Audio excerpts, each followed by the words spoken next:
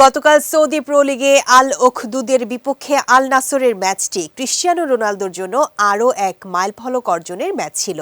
পেশাদার ফুটবলে ২৩ বছরের পথ চলায় এটি ছিল তার ১৩০০তম ম্যাচ। আর এই মাইলফলক ম্যাচটিতে জোড়া গোল করে দলকে জয় এনে দিয়েছেন পর্তুগিজ মহাতারকা। এদিন আল ওখদুদের বিপক্ষে শুরু থেকেই CR7 ছিলেন দারুণ ছন্দে। ম্যাচের ৩১তম মিনিটে সতীর্থের কর্নারে হেডে দলকে এগিয়ে নেন রোনালদো। প্রথমার্ধের যোগ করার সময়ে কাছ থেকে পায়ের টোকায় ব্যবধান দ্বিগুণ করেন ৪০ বছর বয়সী ফরওয়ার্ড। আর দ্বিতীয়ার্ধের যোগ করার সময়ে দলের তৃতীয় গোলটি করেন তার জাতীয় দলের সতীর্থ জোয়াও ফেলিক্স। ম্যাচে হ্যাটট্রিকেরও সুযোগ ছিল রোনালদোর, কিন্তু আল নাসর তারকা জালে বল পাঠালেও তৃতীয় গোলটি পাননি অফসাইডের কারণে। শেষ পর্যন্ত ৩-০তে জিতেই মাঠ ছাড়ে আল নাসর। এদিকে হাজার গোলের পথে ছুটে চলা রোনালদোর ক্যারিয়ারে এখন গোল সংখ্যা ৯৫৬টি।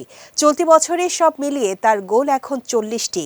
১০ ম্যাচে ১২ গোল করে যৌথভাবে এবারের সৌদি প্রো লিগের সর্বোচ্চ স্কোরার ক্রিশ্চিয়ানো রোনালদো। অন্যদিকে সৌদি প্রো লিগের ইতিহাসে প্রথম দল হিসেবে আসরের প্রথম ১০ ম্যাচে জিতল আল নাসর। এর আগে ২০১৮-১৯ মৌসুমে প্রথম ৯ ম্যাচে জিতেছিল আল হিলাল। ফলে ৩০ পয়েন্ট নিয়ে এখন শীর্ষে রয়েছে আল নাসর। আর সমান ম্যাচে ৪ পয়েন্ট কম নিয়ে ২-এ আছে আল হিলাল।